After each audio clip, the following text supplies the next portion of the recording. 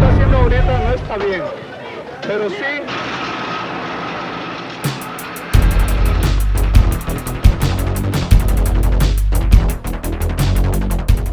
In the 80s and early 90s, the streets of Hollywood were more likely to eat you alive than make you famous. And Hollywood in those years, it was scummy. I was in the middle of like hookers on Sunset. There's all kinds of weird shit in West Hollywood, you know. There was some freaky, like nasty, grimy, sleazy shit popping off. There's predators, all types of creepy motherfuckers running around up there. It's so different than it was in like the early 90s. Everybody thought they were a gang member. Warriors, come out and play. It was like the Warriors, man, with fucking good weather. Kids living on the streets of Hollywood had two choices: join a gang or join a graffiti crew. Crazy ass, mad ass CBS crew. Graffiti crews blew up all over LA County. Crews like UTI in the Valley, UTI, Los Angeles. K2S from the East Side, WCA from the West Side. Minor. But only one crew had a Hollywood presence: CBS. Can't be stopped. We non-stop streets and rooftop trains to bus stop. Cash the best spots. We bomb TikTok. Can't stop, and we can't be stopped. Can't be stopped. Can't be stopped. Can't be stopped.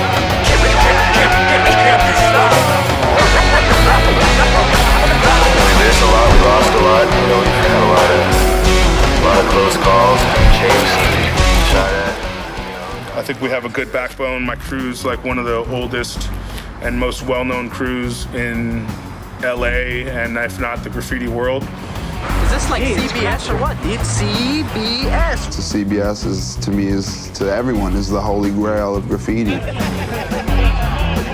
CBS is something else, is something greater. I personally witnessed 2 or 3, 4 generations of CBS. Forged by a larger-than-life leader, bonded by 3 letters, CBS would risk arrest and even death to make their mark on the streets of LA, and eventually the world. Can't be stopped crew till the wheels fall off.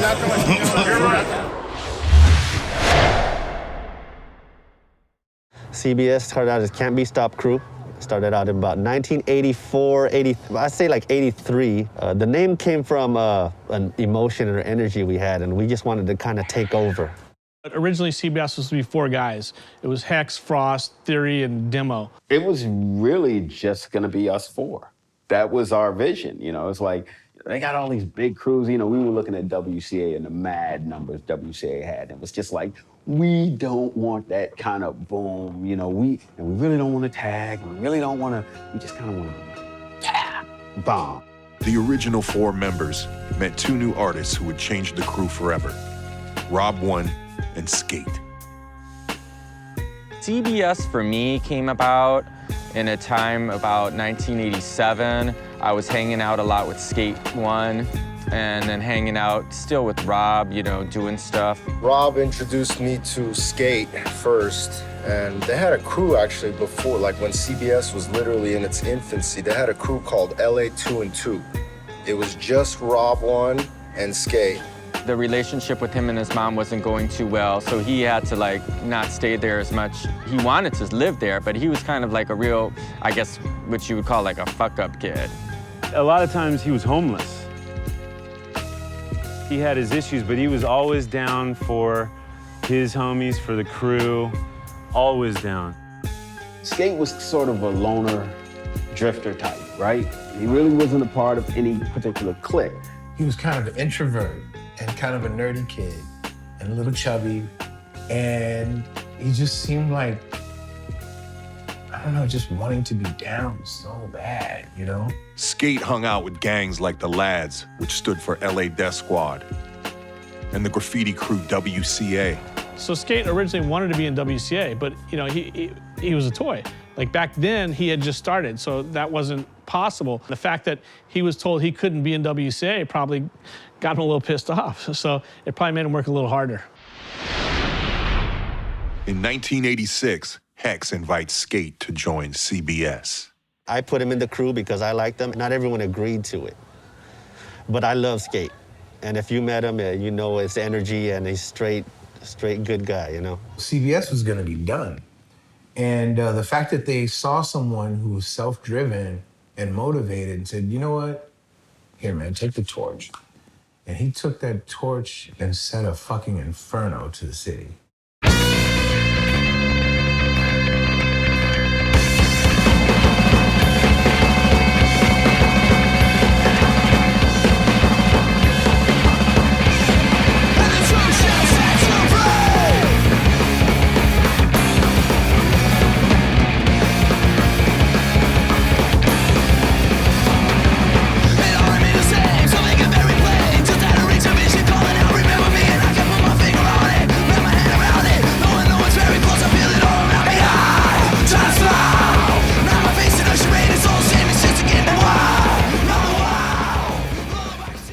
These huge stories about Skate. I saw Skate fighting tonight, and I saw Skate, kicking it tonight. I saw Skate punking some cops tonight. That fool's huge. He had a baseball bat, and he had 10 guys with him. He was a Viking mixed with Santa Claus, okay? He was a fucking warrior, but it was also fucking, when you were with them, it was Christmas time. If I just think about LA, I mean, he's like one of the figures in my head. It's almost like a cartoon character. He was just so larger than life, and he just always had his look. Dude, I felt like I met fucking Thor, you know? Dude, of course he had that skate uniform, backwards hat, fucking kind of stoner look, Vans, the cut-off shorts. I don't know how tall Skate was, but these fucking throw-ups are like fucking 10 feet tall, dude. This big-ass white boy was painting on the wall in the squad. We was like, hey, man, you know where you at? He's like, yeah, I'm in an abandoned building, paint my name on the wall. And he's like, well, I'm Skate One from CBS crew. And I was like, yeah, what's that mean? He's like, can't be stopped. Dude had a fucking wizard beard, a cane, big guy, bro, And I'm like, that's Skate. I was like, that's Skate. And he's walking towards me, and I'm shivering. I'm scared, in my boots. And I'm sitting there painting this little tiny piece, It's so funny.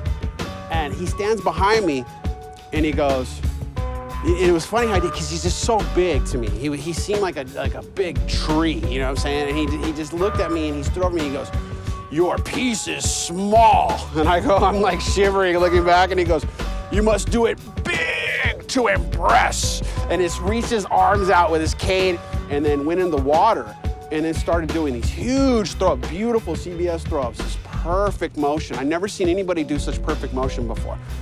And he did these massive, as big as he could, bubbles right there, fillings, beautiful.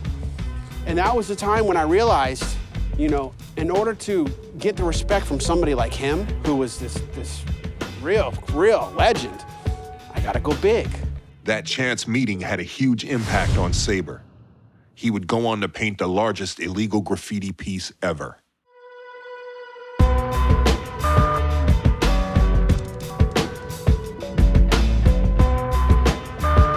used to scare the shit out of me. He was just a big, badass white boy I didn't mess with.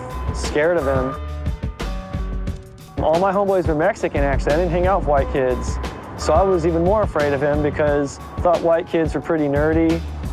And Mexicans were badasses, and I wanted to be like them. And it's not that he did anything mean or nasty or dangerous. He just had that presence to him. He had a massive magnetic field around him. Skate, what do you got to say? LA City Bomb Squad. Skate had a plan. He wanted to dominate the LA graffiti scene. I think from the jump, he had a vision. He wanted it to be everywhere. He just wanted it to be this massive, strong, artistic,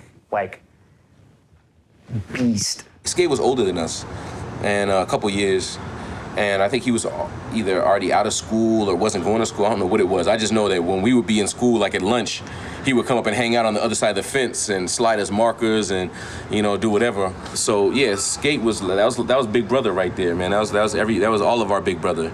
They started recruiting kids around this very area, like Melrose and around Waddles Park, around Hollywood Boulevard, around Plummer Park. He was more of the bomber, Skate was. So Skate needed bombers. So a bomber is somebody that's willing to go out and hit, for example, a rooftop and put the 3 letters of the crew up. But it was a very important element to the crew to have guys that were willing to go out there and risk their necks and their freedom to put up the crew and get it known. I got the boot from one of the schools I was at, and I got transferred over to Fairfax. Crook at the time was the president of CBS, and this was '88. Said he had seen my shit, said he had talked to Skate, said they were looking to get me in. We had a meeting at Fairfax High, and that's when Link, Tren, Xer, a few other people, maybe Anger. We were all, I think, kind of like, whoa, what the fuck, you know? I mean, at that time, we were looking up to a lot of other crews. CBS wasn't even on our radar for the most part. I got the green light, and I was a go-ahead, but, you know, getting in, I had my boys that I grew up with, which at the time was like Axis and Anger and Bose. So for me to get another crew without them just pretty much wasn't gonna happen. Ooh, look at that end. Tren was recruited into CBS under the condition he could bring along his boys. They agreed to have one big meeting, let everybody in at the same time, which was including Xer and Link, because they were looking to get in too. Tren was like, yo, I'm getting down with CBS, and I was like, ah, damn. I was like, I want to get down with that shit too, you know? I was like kind of envious of him. Got in the first meeting when Anger and Axis and Tren and Link and all them got in at the same time, then everything changed after that. Immediately when we joined the crew, like I started realizing, damn, this is bigger. It's bigger than 3 letters. It's bigger than writing your name on something. I have a family now. And it was like Xer and Link and Skate and, you know, Rob and everyone just riding around. Like you couldn't go anywhere without running into them. And like they were just up all over the city and they were like tight and they loved each other and had each other's backs. So it was a real family unit. At that time, all of them were crazy. Jesus. You know what I'm saying? Xer, LA style can't be stopped. It was Link and Xer, they were like B-Fry, so they were like inseparable. They were in trouble all the time. That was something I always remembered, like, damn, man, these cats are down. Like, they just go balls out, you know? Middle of the day, I seen Skate doing top to bottom, can't be stopped, spelled out, you know? CBS, top to bottom. Honestly, the guy who connected it all was Skate. Aaron was a good guy, and he had this energy about him that you just can't deny. It was more, I think, about Skate, too. Like, it was more about being, like, around him and, like, and he kind of just, like, led us all. And I don't think the other crews really had that, per se. He's like, well, I'll take you to the spots. You just do the throw up. If anything happens, he's like, I'll throw myself on a fucking cop car to make sure that you get away. This car pulls up, and we're thinking, like, it's some gang shit, so we're, like, ready to throw, and it's a bunch of fucking kids in a car with Skate. And we're like, what the fuck is this? And that's where we kind of dubbed it as the Children's Bomb Squad, because Skate was like, he was like a god to these kids. I think Skate was really like a conduit to like just, yo, you know, we're all sort of from the same hood. We're all kind of this white boy ragtag, like different, you know, nationalities kind of crew. Well, we should be homies. And then we were. We all got in one big meeting, and it worked out good, and from there, it just kind of exploded.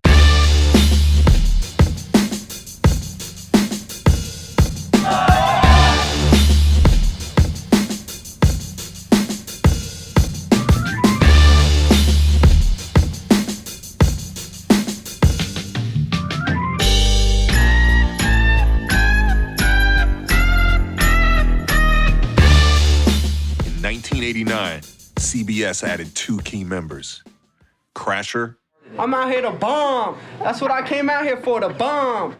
and Mir. Welcome to the CBS Comedy Hour. Hosted by Mir One. Mir wasn't scared to be Mir. I don't know how to say it. Look into my eyes. He was one of the first Los Angeles dudes that developed into their own signature style that you recognize a mile away. Wasn't New York, wasn't LA, it was him, that's Mir. And he still has that to this day. And he was a force, you know, just a wrecking force for Los Angeles. Damn, what the hell? It was a fertile land for a bunch of wild, wild kids that were coming of age, man. You know, we had alleyways, we had walls, we had dumpsters to practice our tags on. We had nice places to get into fights with people. We had stores to steal shit from. Hey, calm down, dude. You know, it was like a playground. It was like that fucking, what is it? That carnival land in Pinocchio.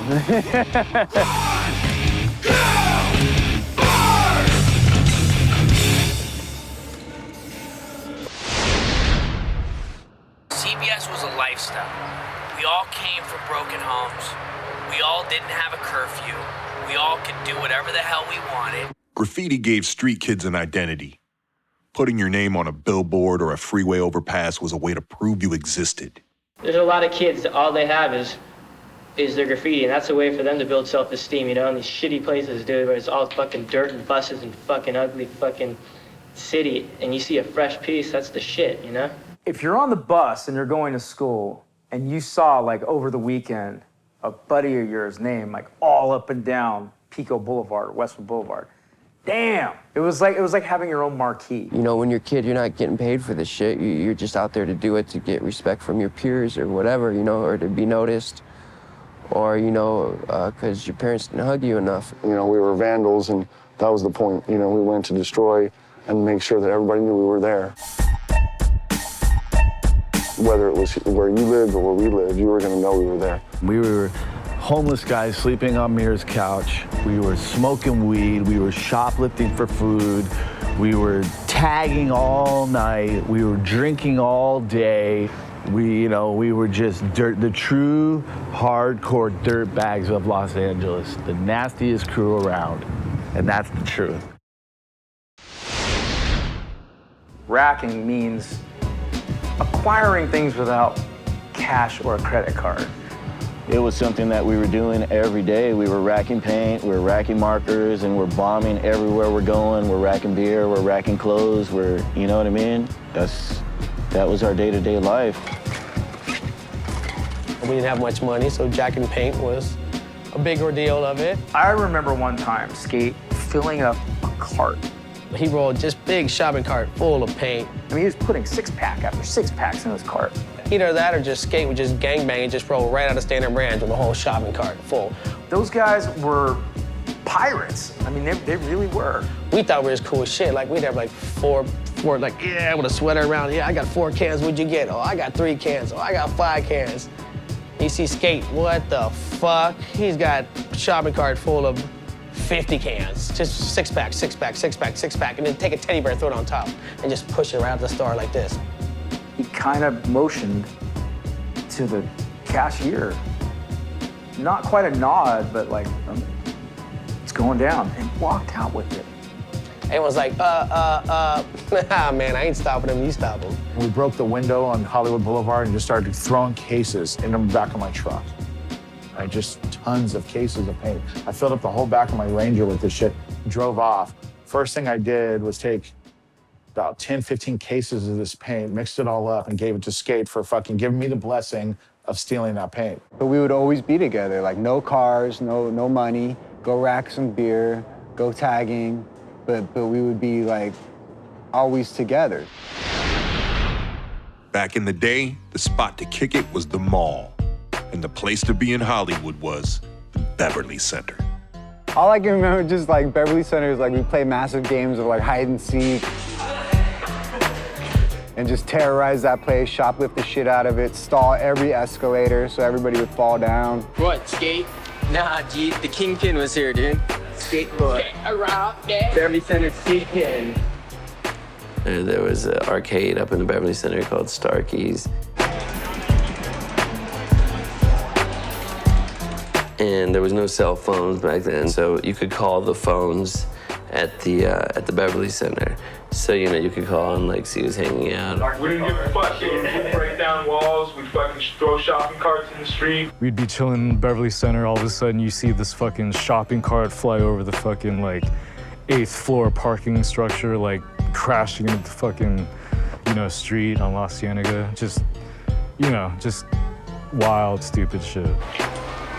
Hey, let's ask information where Skate is. Oh, he was here earlier, actually. And I think he went with that kid, Dale and Arthur, man. They left somewhere. They went to go vandalize. All right, just go fuck yourself, dude. All right. We would stay at the Beverly Center until they kicked us out, and then we would go to Taco Bell and hang out there until they kicked us out, and then it was off to Chevron on Melrose and Fairfax, and that was pretty much the 3 locations where we were at all times. We'd be so fucking drunk and stoned and whatever and broke. So to get back to Mid-City, we would jump on the back of the buses and ride the backs the whole way down Wilshire, from fucking Westwood to Crenshaw. Like, that's a long-ass way on the back of a bus, you know? There's about a 2-inch lip where you could put your feet, and you'd have your hands in the grill, the cooling system of the bus, and you would catch air. I remember getting bucked. We're lucky nobody's dead.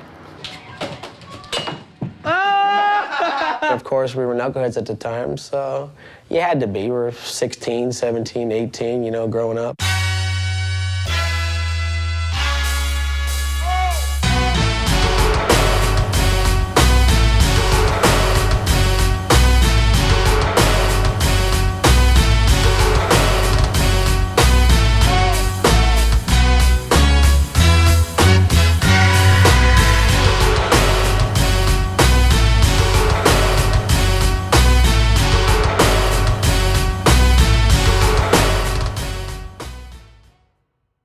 Skate's decisions were rarely questioned, except when he started recruiting kids from Beverly Hills. They weren't really, you know, recruiting kids from Beverly Hills High School to be in CBS back in the day. I remember Anger even being a little sketchy, like when Skate was just putting me and Mike in Plus, and Anger didn't like us a lot because he thought we were maybe soft or something because we were like Beverly Hills kids. There was these dudes, Mike and Met and Plus from Beverly Hills. They were getting down. I was like, what? Beverly Hills fools? Fuck that shit. CBS is like Fairfax Hollywood crew. Everyone was terrified of them. Back in those days, it wasn't necessarily about having the dopest pieces. It was like all out, just destroying the city. And when I did pieces, they were usually illegal on a rooftop somewhere or in an alley where if you got busted, you were going to prison. As the crew grew, each member filled a unique role. Crews were rough back then, you know. People got, you know, stabbed, shot, you know, all this stuff. And you know, you had to have enforcers. Every crew had one, and Anger was one. And Anger's reputation preceded himself. He became like the muscle. He became the Luca Brasi of the crew. If you don't know who that is, like, you didn't see The Godfather, you suck. I'd crossed out some people in art class. I dissed their tags. And I went to school the next day, and my boy Zink from CBS, he was a senior. He was like, man, you fucked up. Those dudes you crossed out, that's the football team, man. They're gonna fuck your ass up. I seen Anger in the corner. I didn't even know he was gonna be there that day. I was like, damn, Anger's here. I forgot that he was gonna pick me up from school, and we were gonna go racking on the west side. And he was hanging there, and he had his Scandals rag out, wearing the full denim. He had the hair back in the day, and all looking scary. I walked up to him, and I was like, yo, man, those football players told me they were gonna jump me and fuck me up. He was like, those dudes right there? I was like, yeah, and he walked up on all of them, 30 of them, big-ass dudes. And he was like, yo, you guys were gonna jump my little homie right here? And they were like, nah, Anger, nah. They all knew who he was. They were like, nah, man, we weren't gonna fuck with him. My fucking dumbass walks in here by myself, through the other side, over there. And of course, I'm rocking an NSA hat.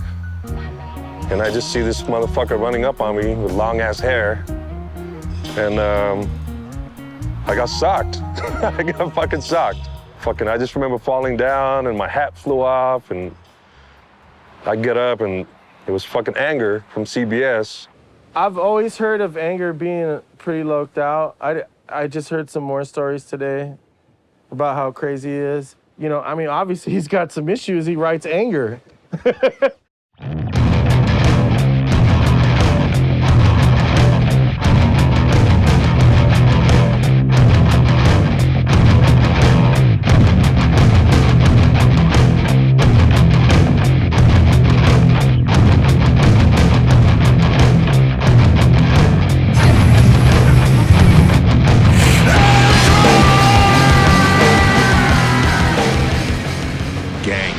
The streets of LA, and the temptation to join can be overwhelming. From protection and street cred to power and belonging, gangs were a constant temptation. At one point, before we got into CBS, it was maybe even going to go another Dude, it route. really Could have almost gone went like that a bad direction where we were lined up with the wrong kind of crowd. People were getting shot and killed. I remember us like throwing up CBS signs, and some of the crew members would like start hanging out with gangbangers. And, you know, obviously I'm like, you know, white boy, 5'6", like I'm not gonna fucking go get jumped into a gang. I had a choice when I first got in CBS. I was showing up to meetings with lowriders and my homeboys from my neighborhood, you know, thinking it was cool and looking dope, and Skate was like, all right, you know, you wanna be a gangster, step out in the middle of the field with me, we're gonna throw down. And I was like, I don't wanna throw down with you. He's like, but you wanna be a gangster, right? I'm like, yeah, but I don't wanna throw down with you, you're my brother. The dude smacks me to the floor, kicks me around a few times, picks me up, dusts me off, says, you ready for some more? I'm like, no. Beats me up a little harder, and the whole crew's laughing, everyone's sitting there watching, and gets it into my head. He's like, dude, you're an artist, you're a painter, you're a dope artist, you're a dope painter, quit fucking with this shit. And yeah, man, so that saved my life. It's a tough thing. I mean, LA is no joke. It's definitely, you have to be street savvy, you have to be smart. This is a ghetto sport, and if you think you know, you don't, because you will get taken. You'll get hurt. Rival graffiti crews were another danger. Risk was shot by a member of a rival crew. I got shot. So I find out who it is, and I'm going nuts. I'm trying to kill him. He's trying to kill me. Skate stepped in and squashed the beef. It wasn't because he was my boy, because me and Skate had beef at that time. You know, we had beef because he went over something I did on Sunset and Fairfax, and we actually fought in the middle of the street at Sunset and Fairfax. So we didn't get along at the time. So I was like, why did he squash my beef? And he was like, both of you guys are too important to LA, and I can't have you guys getting killed. He was like, so, you know, I squashed the beef. We were on the streets and we had confrontations with people. I can go into a million of them stories about Aaron, but also, you know, he was like, dude, we gotta, man, this has gotta change, dude. We gotta stop tripping on each other. This has gotta end, bro. And of course, somebody had beef with somebody and this and that, but Skate was always right in the middle trying to mediate, really trying to solve the problems and, you know, get on with it. Just do the art, do the art. And that was, I think, what he saw as his role. He was the master mediator, the big daddy. If we need to go to their hood, the Beverly Hills, the Simi Valley, fuck it! 1992, the LA riots caused by the Rodney King verdict. The whole city was in flames. Light it on fire! The looting spread into Hollywood, putting Skate and CBS in a new role, guardians of the neighborhood. Skate and maybe a couple of the other guys were actually protecting a shop or two, like some of our friends that had stores in the area, because they didn't want anything to happen. Like, this whole area is basically owned by CBS. They are like the police that we don't have. You could probably get a CBS dude to come out and help you before the cops will show up out here. Skate just really knew everybody, and like a lot of people just really respected him. He knew the shop owners. He knew the ladies, the old ladies that be walking around the neighborhood. He knew the young kids. He wasn't just a thug graffiti writer. He put together a crew of people so that we all developed into something. By the early 90s, CBS had all of Hollywood on lockdown. CBS was everywhere. CBS was already the entire Fairfax district, Beverly Center, La Brea, Highland and Hollywood. That whole area was kind of ran by the crew. Let me introduce you to Martel Avenue. We are walking down fucking Old Russia Street and shit. We're busting out with the tags on the poles. Who's up? Fuck that, I don't know who that is. Like, you didn't walk through our neighborhood, you didn't come paint our rooftops, you didn't come do anything in our neighborhood. And if we saw you, you had to scrap or you had to bail. We just really kill, you know, different neighborhoods, like just stalk it out and just bomb like all the spots. We go to different areas. Fairfax was our hood and we just really killed it like on a day-to-day basis. This is an area that we used to terrorize a lot. That's how we first started like really congregating up on Melrose. I would say every fucking rooftop we had throw-ups on. We used to chill there, we used to smoke weed. Maybe we'd do some acid, trip out. Crossing freeways, risking our lives to hit those middle lanes. hitting highway overpasses, bombing trains, running from dogs at the yards. I mean, that shit was not gonna stop us, dude. We're just constantly active. Man, writing on everything, buses, fucking walls, man, freeways, just taking trips on buses for hours all day just to, you know, come back and act like we regular, you know what I'm saying? Pick up the little kids, like I said, take them home, say what's up to moms, just to get ready to go out on a writing mission that night, you know what I'm saying? Kind of fly shit like that. Our crew was so big at that time, and everybody was so active. It wasn't like just hang-arounds. Like, everybody in the crew was busting their ass. You know, it was almost impossible to stop its growth. CBS was so desirable at that day and age that everyone wanted to be from CBS. They stood in line to be a part of it, and we had to reject people and put them through rigorous tests like I was, hazing, to be a part of it. And if you didn't fit the bill, you didn't fit the bill. You had to bring photos of your pieces. You had to bring photos of your rooftops. You had to have proof. You couldn't just come back, oh yeah, I've been killing it. That shit didn't work in our crew. Like, you had to have proof. It was like my goal to get into CBS at that point. Skate was like, all right, I'm gonna give you 5 things you gotta fucking hit up. I was like, I'm gonna get up on the Hard Rock car, on the roof of the Hard Rock. And I got really lucky. I found, like, in the second level parking structure, I found an air conditioning duct that I could crawl through right onto the roof. And I crawled through the air conditioning and I got up there and I hit up all the way down the side of the car. I think it was like they were pissed. Like, I think it was on the news or something. It was like vandalism. And everyone was watching down from below. It was kind of hot. Graffiti began appearing in underground magazines like Can Control, books like Subway Art, and films like Style Wars. Suddenly, graffiti writers were underground legends. Graffiti at that time was treated so like superstar status in a weird way in LA. Like the skaters and the graph writers, you know, were able to get into like all the clubs and like get all the drink tickets and get all the special tables and all the bullshit, like celebrity status for real, no reason at all, you know, other than being hoodlums. I mean, it was crazy. Nothing was taboo. Like, you could do anything, and we did, and it was nuts. Yeah, it seemed like a lot of ground was broken back then, and we were at the forefront of it, you know, getting into magazine covers, getting into videos, getting into music videos, doing album covers, doing storefronts and store interior, you know, taking it way beyond graffiti art. Hollywood became a collision of cultures.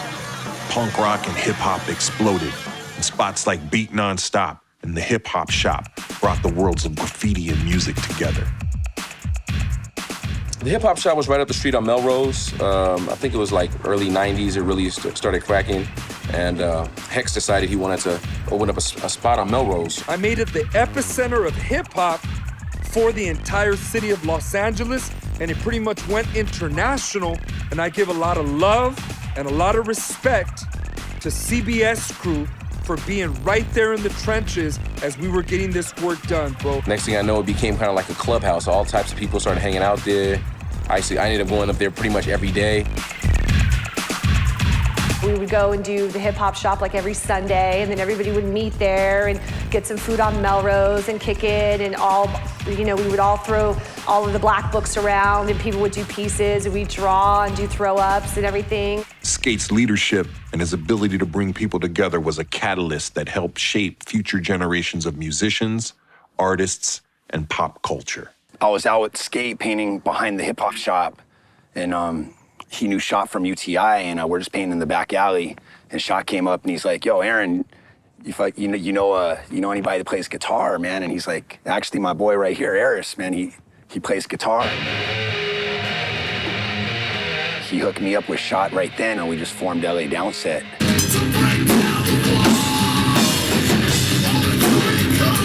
Out of CBS came Downset, Drunk with Power, Shapeshifters.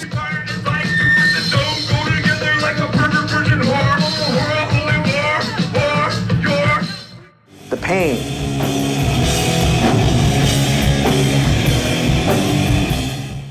Mickey Avalon, Crazy Town, DJ Rob One. This is Rob One, and we're at the world's famous hip hop shop here on Melrose. Yeah, we're doing a segment for the show called Hip Hop Classics. Rob One was a graffiti writer, a DJ and a force in the early LA hip-hop scene. I used to just go over his house all the time, and there was no living room. It was just all crates of records. And he was like the first dude that like really kind of inspired me. He was doing 4-track mixes on a cassette tape. He used to just kick it hard, and I used to watch that and be like, wow, man, like he had every record ever and stuff, you know? It was fun as shit, man. I feel sorry for these kids now. I mean, we had breaking, graffiti, rapping, like DJing, all that shit was like, you know, it was popping, it was fun. It was dangerous, but fun. Not only were we diverse, though, the thing is you had guys all at the top of their game. So when we show up and go in, it was like, wow, now the party's here. We had the DJ who was hosting the party and the freshest artists that were there painting the walls where everybody was partying at. And it's just the whole thing we did. You know, we showed up and collaborated all together and created this giant city bomb squad that everybody knows. You rock star, you. You rock star. Pioneering companies like Gypsy and Thieves, Tribal, and Con Art took graffiti and blended it with fashion in a way no one had ever done before. I guess around 1984 is when I started doing graph. A couple of years later, I kind of saw the concept of putting graph on clothing. And Skate was like, well, dude, you got to meet some of my cats from the CBS crew. Mir was probably one of the first cats to get down. And then it was Express and Axis and Trend. And so Skate kind of opened up the floodgates. It was, you know, CBS became the backbone to Con Art. Every hip-hop dude wanted the cool clothes, the real clothes, so they were wearing it. The clothing was the catalyst to me of this is way bigger than our subculture. This is worldwide. Skate was constantly connecting the dots, putting people together to make them better. All of these different crowds, man, gave Skate such respect. You had the nerds, you had the skaters, you had the graph writers, you had the thugs. All of them gave him respect. He was able to make it all intertwined because he was who he was, you know what I mean? He was the knot that kept it all together, you know? He would be there, reaching out to writers, loving them. He was working with a lot of homeless kids that were linked up on Hollywood Boulevard. He would work in the East Side, and he was just all over, man, on the buses. You see this big Magilla gorilla, overgrown Viking, man, with a heart the size of, man, a city hall. Skate laid down the rules for the crew, and everyone was expected to follow the rules. We had rules, specific rules about what side of the street to walk on, where to be at night, and how many people were supposed to be with us, and he would stay up and wait for us to show up back home. You know, if we were out until 4 or 5 in the morning, he would wait, he wouldn't go to bed until we showed up. I used to take pictures, come all the way down here and take pictures of the alleyways, and I read about Skate in the newspaper, and when he got a presentation from the city of Los Angeles for a beautification project, and that's how I first learned about Skate, which is crazy. So I sought Skate out. Painted his ass off, more than anybody in the crew always. He was painting every single day. And he taught everybody something, even Mir. He would teach Mir shit, and you know, whoa, he'd teach Mir something, you know, but you know, Mir had to be taught. I think a lot of us lost our fathers, and we are that generation. And so, you know, that's where the gangs come from. That's where the violence and the anger and the aggression and the graffiti. Graffiti came out of that, you know, not having a dad there at nighttime when you come in at 2 in the morning to whoop your ass. When some members started ignoring the rules, Skate threatened to leave CBS. So I was at the meeting at Waddles Park where Skate came up. He was there, we were all there, and he said he was going to leave the crew. And we're all sitting there like, what do you mean, man? Like, what are you talking about? And he didn't like some of the things that were going on with certain people in the crew. It was hard enough for him to get to a point to where he had a crew and a family with us. And then we started running wild and jeopardizing everything that he had built, and he couldn't control it anymore. I trotted down the hill, I caught up to him, and I said, what do you mean you can't leave the crew? Like, you're the crew. Like, what do you mean? And he just looked at me, and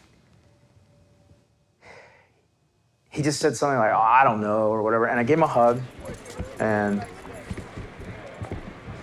that was it. Like, that was the last time I saw him. Whoa. What?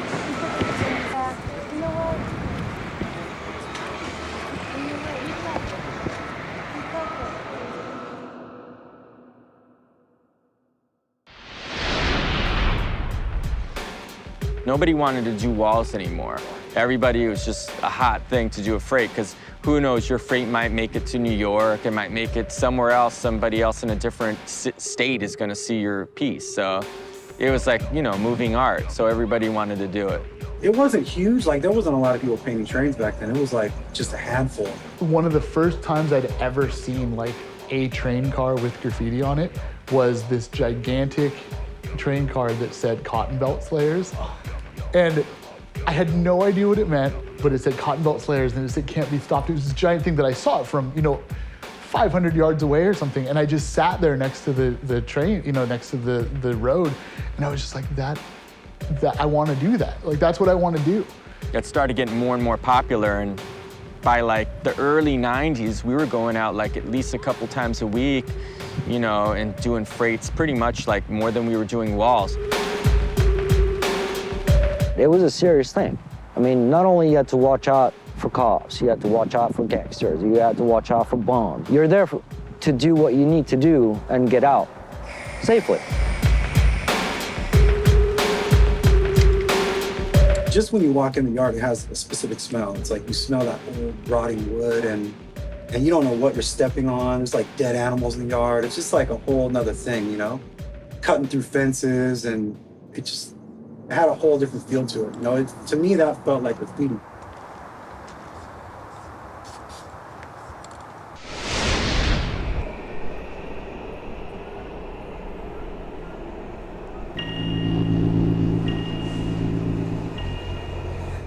Hit the yard, and he's talking to some workers, and then so then we roll in,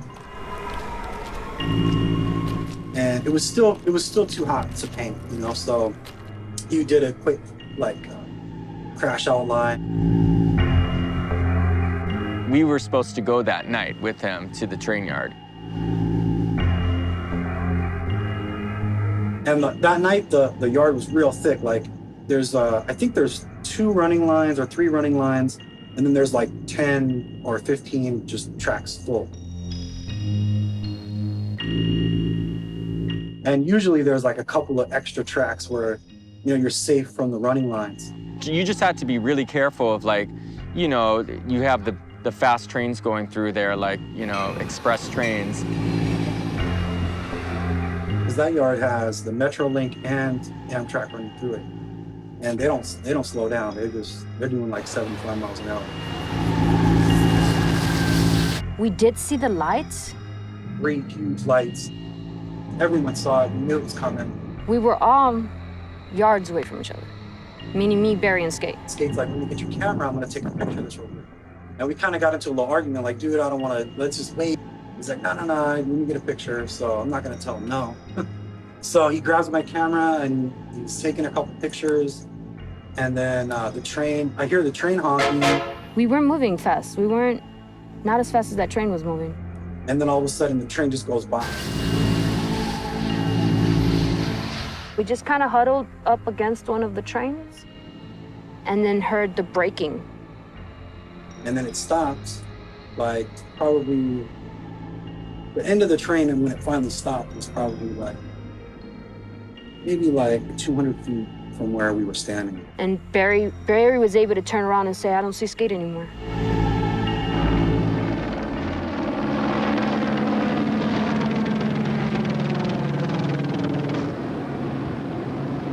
"23-year-old Aaron Anderson was killed about 10:30 last night when he was hit by a northbound Amtrak train. Anderson and 4 juveniles were reportedly tagging a freight car in the Southern Pacific yard in Van Nuys. Anderson was apparently crossing the tracks when struck by the passenger train. Authorities say taggers are taking greater risks in their graffitiing, climbing freeway overpass signs, and increasingly tagging railroad cars. There have been tags found in a lot of places where it's real dangerous to go, up on the back of freeway signs, the tops of buildings. The taggers have a tendency to call that going to the heavens. And the more tags that they can get in dangerous places, obviously, the more fame they're going to get. Through the years, taggers have felt they could roam the city and graffiti at will. Last night, they found out the deadly and final consequences of tagging. Joe McMahon, Channel 7 Eyewitness News, Hollywood. Right, happiness and joy for, so we can show the world that we know what's up. We had to identify somebody. They walked me out to the tracks to identify something, someone. And at that point, it was just like, how do you talk to Skate's mom?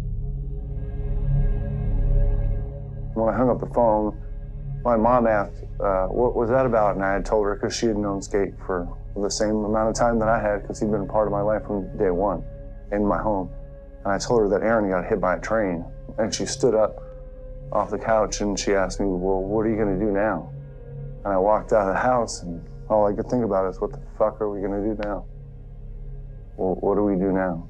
I came home about 2 in the morning and I was listening to a radio station just to help me go to sleep. And they were talking about a graffiti artist who got killed. And they were talking about Aaron. His last words to us was, go, go, go.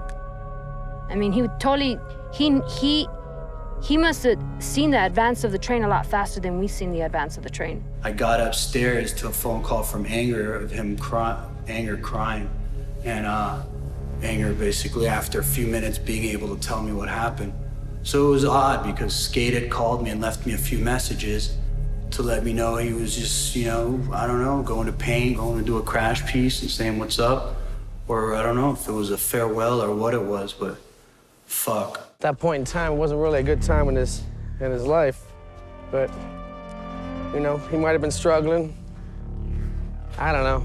There's different theories you can think about it, He always wanted to go out like a king, always said he would.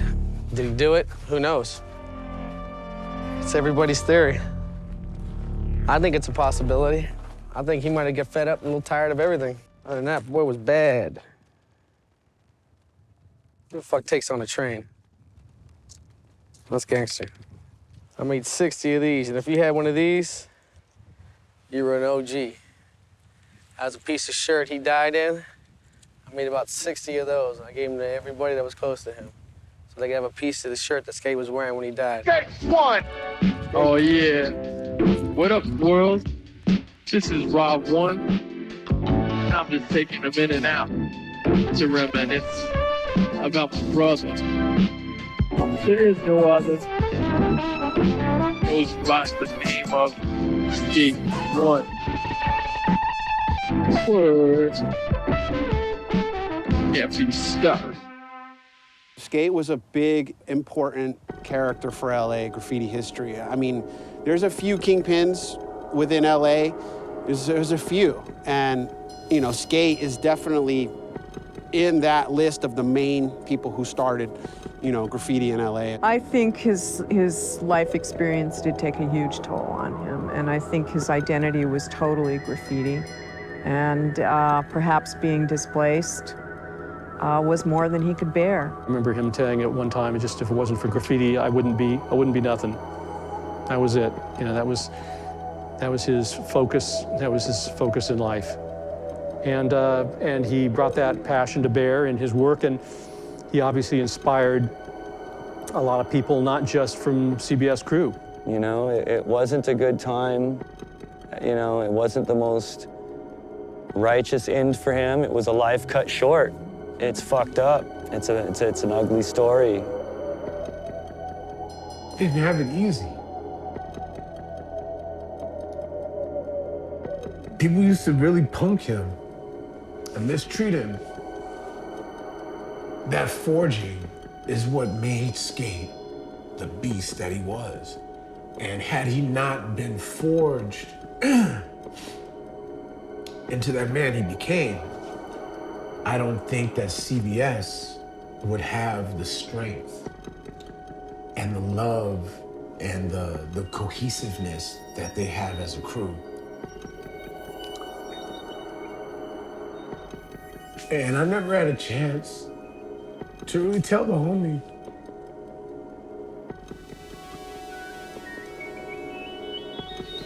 I should have given you a chance, but I'm proud of what he did.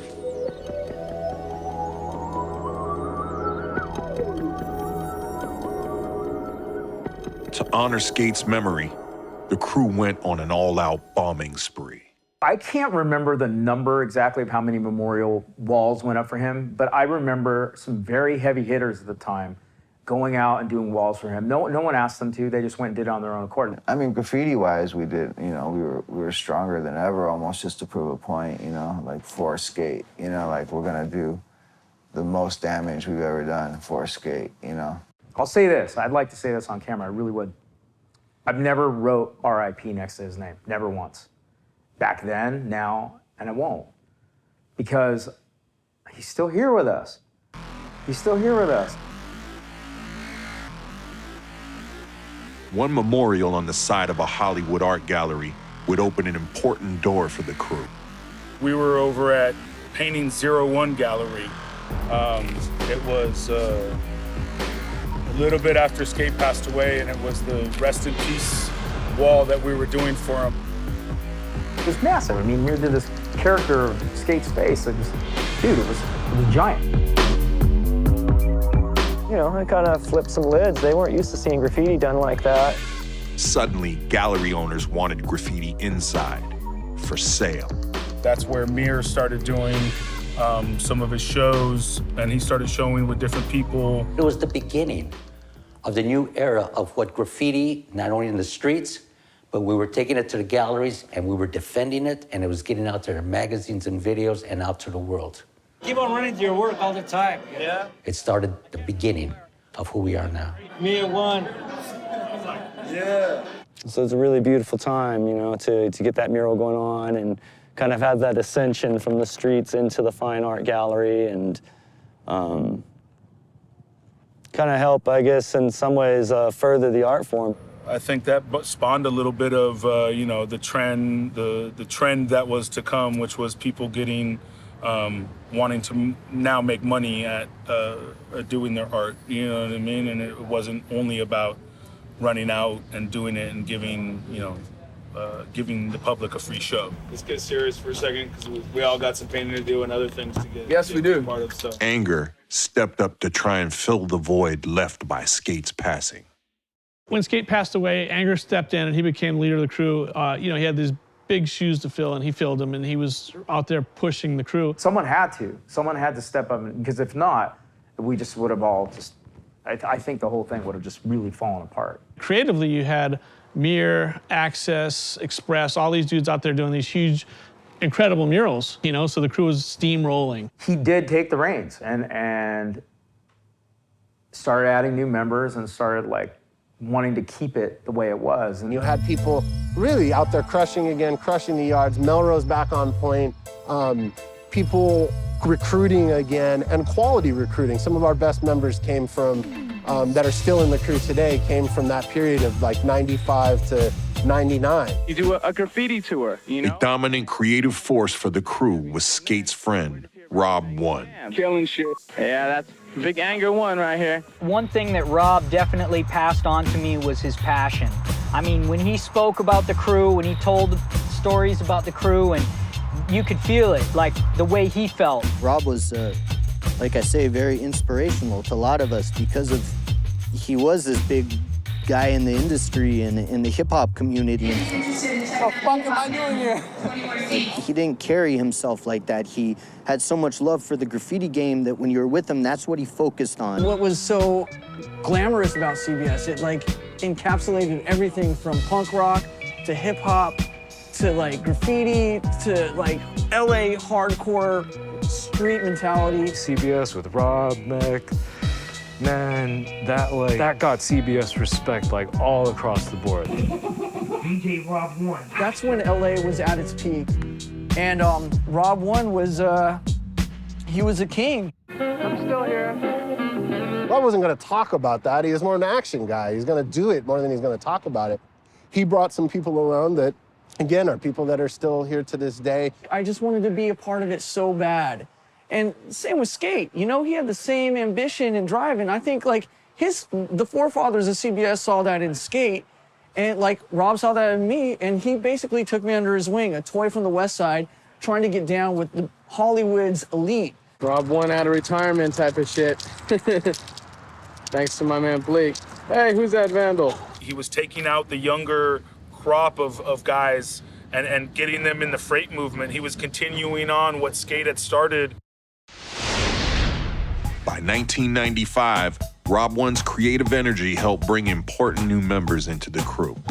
Bleak, Knick Knack, all right! Haste, Plek, Quake, SL, Murs, Crayola, Atlas, and Cisco joined the crew. I remember Cisco, dude, I used to drive by, you see a wall full of pieces, you know, multicolored wild style pieces, and then you would see a Cisco. The size of 6 of those pieces, dude, no matter how hard you tried to look at what everybody else did, all you would see is a Cisco. New members like Crayola would push graffiti into fine art. There's something really free about saying, I'm gonna paint the stuff that's in my head. There's a storyline behind everything I do, and I don't need the rules of somebody telling me what I'm gonna paint right now. I'm at Anger's house and I'm watching this guy named Crayola paint these characters and you know, watching Axis teach Crayola and seeing all these things that in hindsight are still this fantasy for me that I was so happy that I was a part of. Atlas bombed LA hard. He became one of LAPD's most wanted. Atlas was a phenomenon in LA with intricate letters, and once he got arrested, he made a transition into doing something different than his lettering, which became Catless. Here along the freeways, mostly on the east side of Los Angeles, these cat faces are staring back at motorists. He kind of reinvented a take from an artist in the 80s who was painting manhole covers in the LA River and making them look like cat heads, and he took that and just destroyed all of LA with cat faces. You might have seen the tags all over downtown Los Angeles. They're on buildings and on freeways. They're the faces of cats. Word up, what's up? Rob One, CBS crew, LA representing. Rob One's status in the music business would expand the crew outside LA to San Francisco. He always wanted the crew to grow, and he wanted to get out of LA and become this just worldwide thing. 97 Bum Rush Tour, LA to San Fran. Yeah, I gotta give a shout to Can't Be Stopped. Yeah, I gotta give a shout. You know, Rob traveled all over the place. He did promotions for like rappers. He did his DJ thing. He traveled, he'd meet people. He goes to San Francisco because he's DJing. He meets these dudes from Lords. They're killing it with graffiti. He's like, let's trade some members. One time, the Shapeshifters rap group, which was all made up of members of CBS, came up to the Bay, and I do hip-hop music as well.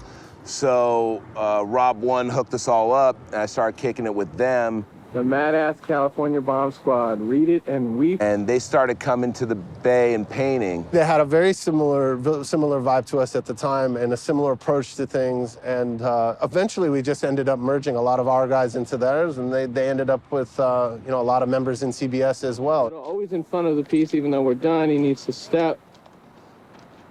We just got united under that umbrella of doing art, doing graph and you know, getting into music and shit together, and that's it's the beauty of it, man. Sister crews, I'd call it, or family. Brother crews. Brother crews. All right, let's do that one again.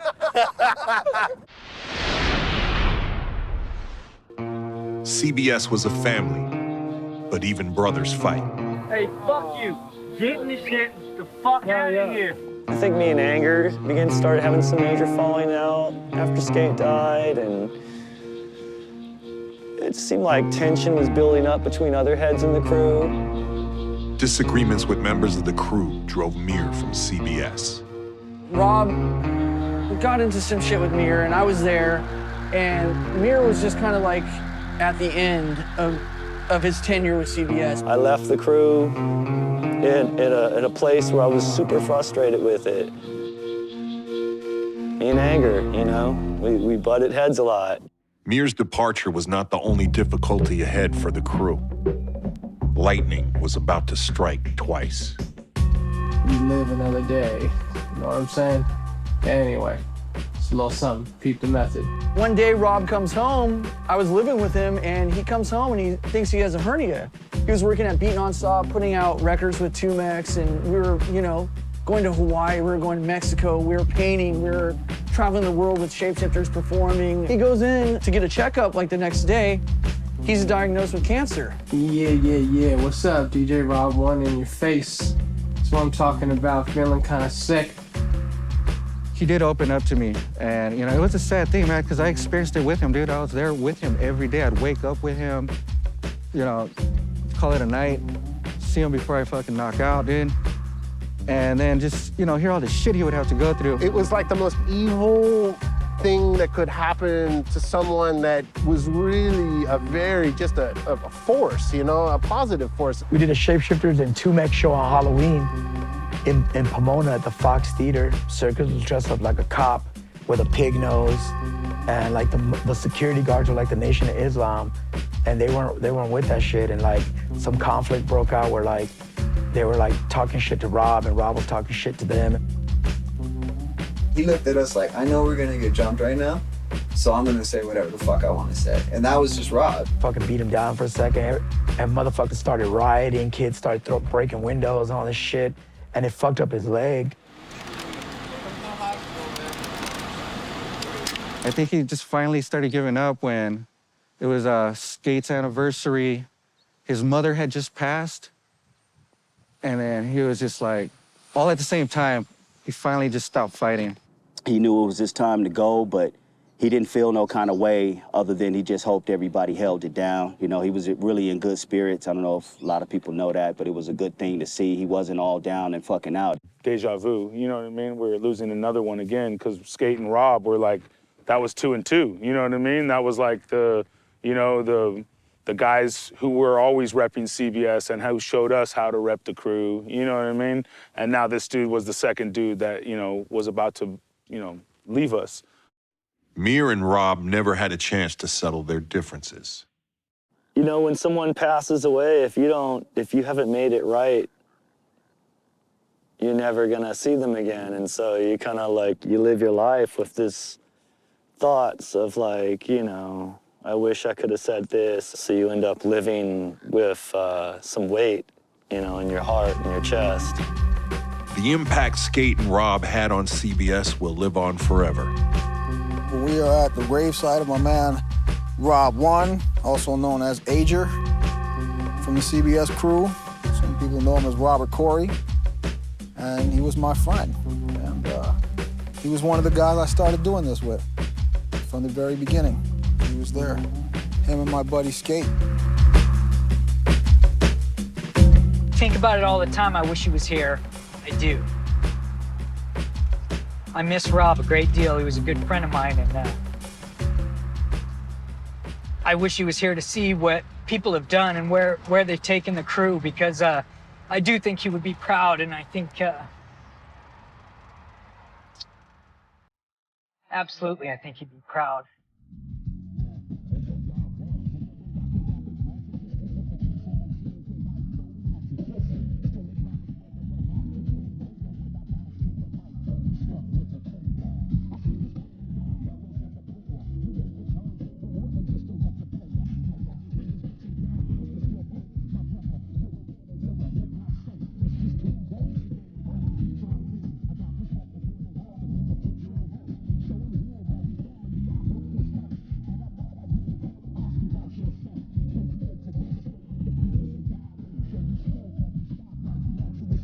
You said, Master kick a clean cut for me. So if it R-O-B, the O-N-E.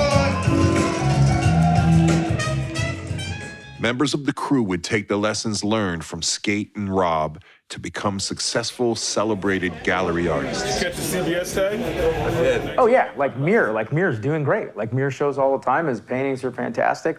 To see it bleed into the fine art world, that was part of the quest, part of the whole intention on some of us more artistically motivated. That Crayola is killing it.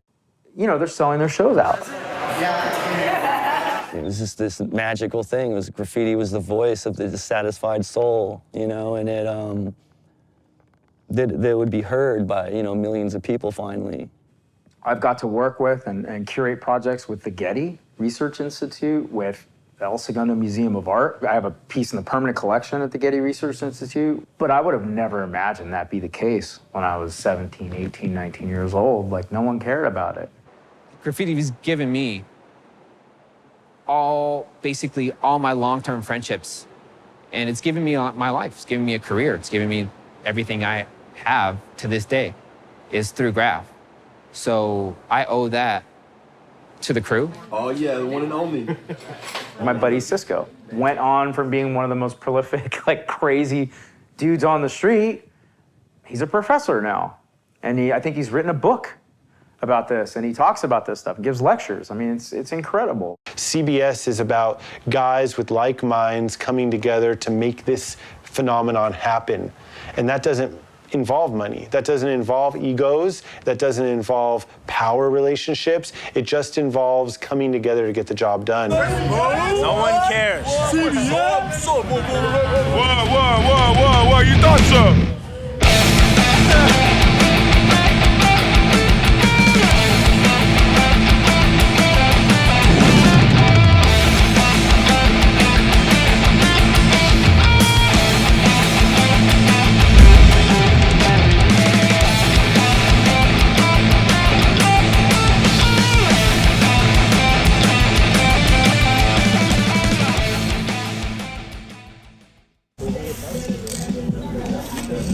2014, CBS invites Mir back into the crew for a 30th anniversary show. It comes with just a spirit for you, a want for you to be back part of CBS. I think that some of the work that myself, which eventually brought artists that are as good as Express to the crew and Fever, with the help of Axis and a few other people, proved to not only LA, but to the entire country that we put graffiti in general and the West Coast on the map. I mean, I think there was a time when like you and me could have used our brothers to fucking help us. I'm cool, dude. I appreciate the way you talk and all. The reunion lasted only a few short weeks. The show was canceled. I think their relationship is soured to the point where it's just, I mean, it is what it is. It's kind of like there were good times, there are bad times, and now there are no times, I guess.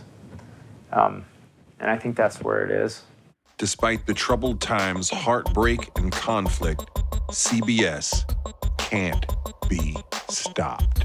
It wasn't about our graffiti and how dope Mir was, or how up I was, or how fresh Rob was a DJ. It was about our mindset in all of those capacities. In every single one, I'll whoop your ass, I'll burn you on the wall, and I can out-rap you or out-DJ you on the spot. Look at that teacher's page, dude. That's so funny. Bleak would take the term "can't be stopped" to a new level. Like, my ambition was going and, like, killing the world. Fuck LA. I mean, LA is a buff. He would push CBS outside of California to New York and the rest of the world. What, at the top of it? So I went to New Jersey, I went to New York, and I met people like Nace and Chip and my boys from Mayhem. CBS is like we were just talking about how many guys worldwide are down with the crew. Because it's like it represented something when we were kids, and it still represents that now, just like a brand that lasts forever. Yeah, man. CBS Brazil, please, welcome. We have a lot of walls. Olá a todos, CBS Crew, Japan. I'm Slo Kwan from Austin, Texas. I represent CBS Crew. Publishers started to jump on that bandwagon. I'm lucky I got in early enough to do this. Lo and behold, the opening page here is indeed a classic period of time with Big Five and Anger and Skate and Blossom, because that was the time. What I had learned in the early 90s, being that we had a lot of characters in the crew. We also had a leader like Skate kind of running the crew. And after he passed away, we wanted to, or I know I wanted to make it persevere. I wanted to carry it on. I didn't want it to just stop. You know, I liked the feeling of having meetings, of having a purpose and a direction for graffiti artists to go. When I go out and I hit up those 3 letters, I hit up CBS, I have the weight of all those people that came before me and all the other people that are in the crew right now writing that, because I'm writing CBS and I have to represent that level of artistry. We get a lot of love because we understand the integrity that those 3 letters carry CBS, can't be stopped. Loyalty that we had to each other, you know, the common understanding of what I have is also yours inside of our crew. We were always on the outside fighting our way into everything or fighting our way out of something. And it was, we can only rely on us. And I definitely bring the loyalty aspect into everything that I do. I don't have anyone to count on but these same people for all these years. What skate was very popular for was giving everybody a chance. You know what I mean? It was about letting people in the crew. We didn't understand it that much then, you know what I mean? But it's definitely something that we carry on. A lot of people came and went throughout the years. There's been homies that have been gone for 10 years and they've been back. Skate had this, you know, aura about him that you wanted to be around him. And Nace was the same. Yeah, Nace was like the real deal. He was one of our, you know, new dudes that, you know, we knew we could trust leaving, you know, this family in his hands on that side of the country. It felt like they wanted to be part of a bigger than them type of movement. We met people like Sace and Nex who passed on as well through John because they knew everybody wanted to be around him because his energy was so vibrant. The last thing he did was he painted day trains and never returned. Killed by a drunk driver coming home from painting trains in broad daylight. We celebrate him all the time. We celebrate him, we celebrate Rob, we celebrate skate. We have more of a Hollywood story. It's worldwide. It's grown into a bigger and bigger brand.